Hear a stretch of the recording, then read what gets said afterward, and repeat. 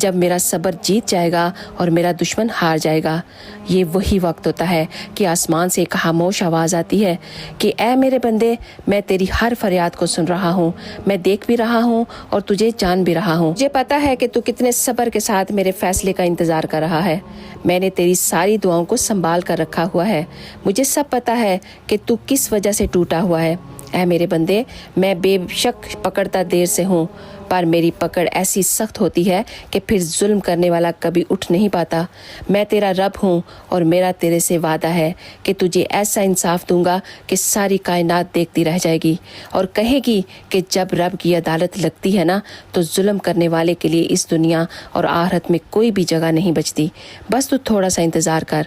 तो अल्लाह की रहमत से कभी मायूस मत हुआ करो, हमेशा उसके फ़ैसले का इंतज़ार किया करो। वो बेहतरीन फ़ैसला करने वाला है। एक दुनिया फ़ैसला करती है और एक अल्लाह, और अल्लाह का